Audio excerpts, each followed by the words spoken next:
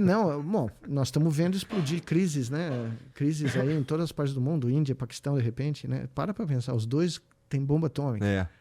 Os caras são pavio curto dos dois lá. Eu tive aluno indiano e aluno paquistanês, tá? Quando tinha jogo de cricket entre Índia e Paquistão, os caras não se falavam no laboratório. Um ia para um canto, o outro para o outro, para assistir o jogo de cricket, que é o taco. Aquele barato que a gente jogava na rua chamava taco, né? Enfim, os caras não falavam um com o outro durante dias antes do... Você não podia fazer reunião de laboratório, porque os caras não iam trocar ideia ali, entendeu? Entendi. Agora os caras podem estar se... Como se diz? Entrando num conflito que tem repercussões globais, né? Tem 1 bilhão e 400 milhões de indianos.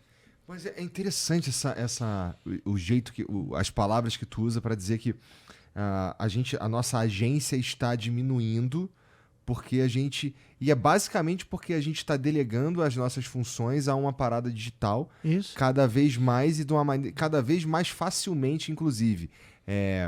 E o ponto que eu assim, gostaria muito que a gente tivesse nesse máximo, sim, porque tá ficando, pelo menos para mim, um pouco quase insuportável, sabe? A ideia de que, cara, quem são os nossos... Quem é o nosso grande escritor? Quem é o nosso grande... Cadê os clássicos da música? Cadê... A gente não... Será que eu tenho que esperar 20 anos para perceber que eu era feliz e não sabia? Não sei. Tem uma coisa muito interessante que eu lembrei. Um pouco antes da pandemia, saiu um estudo que o Japão é o país que mais investiu em robótica, né? Em termos...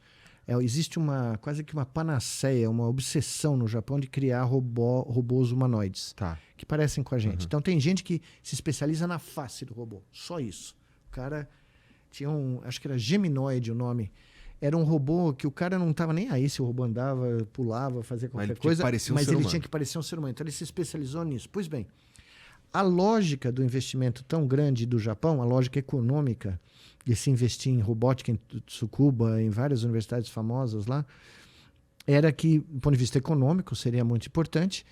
Ponto de vista de você, em situações de grande emergência, você poderia usar robôs ao invés de ser humano para pôr em risco a vida das pessoas. E, como o Japão é uma sociedade onde a pirâmide está ficando invertida, né? As pessoas mais idosas estão dominando e não tem suficiente gente para cuidar de pessoas idosas, você poderia pôr robôs para cuidar de pessoas né, que estão idosas, precisam de ajuda e tal. Bom, veio o acidente nuclear, os caras mandaram todos os robôs que eles tinham, os mais firulados do mundo, ninguém chegou nem perto do reator, desmontou tudo porque nenhum deles foi feito para resistir à radiação. Tiveram que mandar seres humanos. Muita gente morreu, e alguns chegaram e solucionaram o problema e fizeram o que tinha que se fazer. Quando eles começaram a pôr robôs nas casas de repouso japonesas, os japoneses rejeitaram totalmente só ver robô cuidando do quarto deles ou conversando com eles, entendeu? Eles queriam ver seres humanos. Essa é a geração nascida um pouco depois da guerra, né? Ou seja, as duas grandes premissas, 2 das 3, foram pro buraco quase que instantaneamente. E aí, eu me pergunto, por quê? Eu tenho um grande amigo meu que me ajudou na Copa do Mundo a fazer o Exo, o Gordon Cheng, que é talvez um dos maiores roboticistas vivos no momento, que ele é fissurado pelo baratinho, né? E eu vivo brincando com ele que ele gosta de jogar Deus, né? Ele gosta de recriar um barato, ele quer que o barato seja igual a gente e tal. E aí, no fundo, eu fico pensando, mas qual é a obsessão? Da onde vem, né, esse quase fetiche de, né, tentar recriar nós, né, recriar? Claramente não é para os objetivos declarados oficialmente, porque não funcionou. Simplesmente não funcionou. Entendi. Pelo menos com a população mais idosa. Foi categoricamente rejeitado. Tá? O programa teve que ser acabado lá, não sei o que eles fizeram. Pô, mas essa galera nova que tá vivendo no digital desde sempre... Mas é isso que eu ia te falar agora. Esse era o meu punchline. Desculpa. Não, mas tudo bem. O BrainNet tá funcionando aqui. Desde que você ouviu eu falando no Zico, no táxi, já me assustou. Qual será a mentalidade daqui a 10 anos, quando a próxima geração, não nem a nossa, a próxima, estiver se aposentando, precisar de cuidados médicos? Isso é que se elas chegarem, né, na alta idade, porque, né, obesidade, falta de exercício, né, se mexam. Só a mensagem, se alguma coisa vocês ouviram nesse tempo todo movam-se. Para vocês mesmos se manterem vivos, Vivos, né? para o seu córtex não atrofiar. Andem, só andem, não precisa fazer mais nada. Só andar, né, coisa simples. Né? Pois bem, qual vai ser a atitude dessa futura geração? Não sei. Provavelmente, como eles perderam ou vão perder o hábito social, o robô talvez seja até menos traumático de você interagir. Né? Porque você perdeu o skill. Sim. Você perdeu o skill, porque tem skill, né? Até andar de ônibus. Claro. Você tem um código de conduta, né? Vai. Tudo que a gente vai fazer, pelo menos eu que vou fazer, que tem as interações humanas e a própria habilidade de conversar, ela vem da experiência humana mesmo, de conversar com outras pessoas. E suponho que seja muito difícil desenvolver isso sem olhar no olho do outro cara. A minha avó, que foi uma educadora muito impressionante, foi professora como carreira, mas não exerceu, mas é uma das pessoas que mais me influenciou. Ela dizia o seguinte para mim, isso nos anos 60, tá? Começo dos anos 70. Você tem que saber 3 coisas para se dar bem na vida. Você tem que saber falar, você tem que saber ler, você tem que saber escrever. O resto é detalhe. Você dominando esses 3 atributos, né, você se vira em qualquer profissão. De jogador de futebol a físico nuclear. E é a pura verdade. Né? Falar, ler e escrever. Ler, você amplia o seu vocabulário. Escrever, você comunica. E falar, você combina tudo. Né? Porque as pessoas... Vamos entrar na sua área. Por que as pessoas gostam de podcast? Olha, eu acho que tem uma questão humana mesmo de...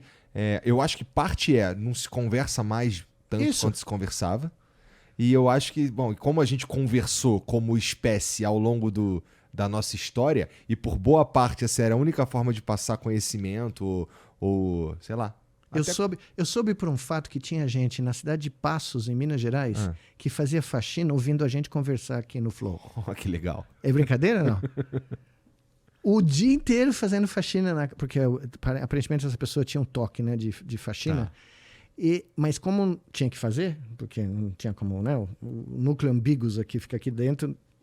Dizendo que tem que fazer. Tem que fazer. O que ela fazia?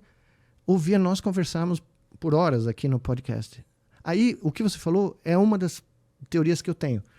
A nossa história enquanto espécie era de você, quando não tinha nenhum meio de comunicação de massa, né? Não tinha nada, só linguagem oral, era a transmissão oral. Era você sentar à noite lá na fogueira, no barbecue de tigre de dente de sabre, né? Tava fazendo picanha de tigre de dente de sabre.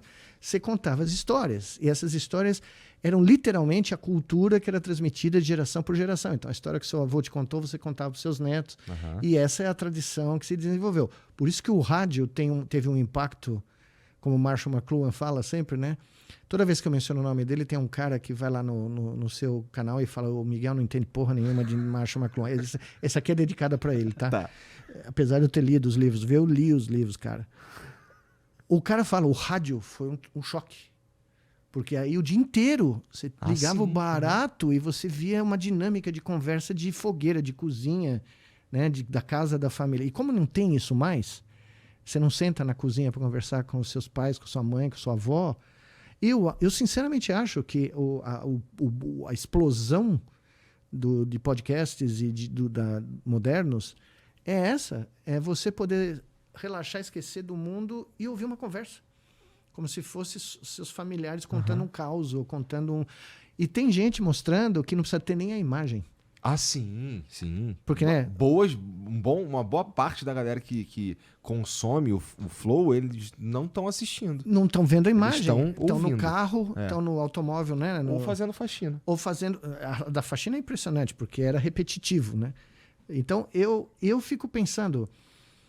É tão curioso, né? Porque mesmo na sociedade que a gente acredita ser extremamente desenvolvida, tecnológica, a gente olha para tudo isso e a gente encontra cicatrizes do nosso passado pré-histórico. Elas se manifestam de formas tão sutis, mas elas nunca vão embora.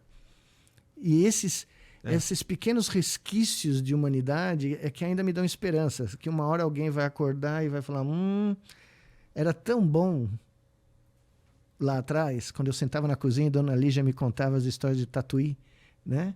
Porque quando que você vai poder sentar numa cozinha, sua avó contar que a sua bisavó ficou presa no cemitério no dia de finados com a sua tia? Sensacional. Só que elas estavam todas vestidas de branco, as duas. Fechou o cemitério de Tatuí, as duas de branco foram lá rezar, fazer toda aquela parafernália. Fecha o cemitério, o coveiro vai embora. A cidade pensou que tinha 2 almas penadas na porta do cemitério. Entendeu? Puta merda. Você já imaginou? Isso é folclore até hoje na cidade de Tatuí. E é a minha bisavó que estava lá. Não era fantasma, não, a Dona Nicolé. Então, essa era da Rocha Leão, da minha parte materna. Enfim,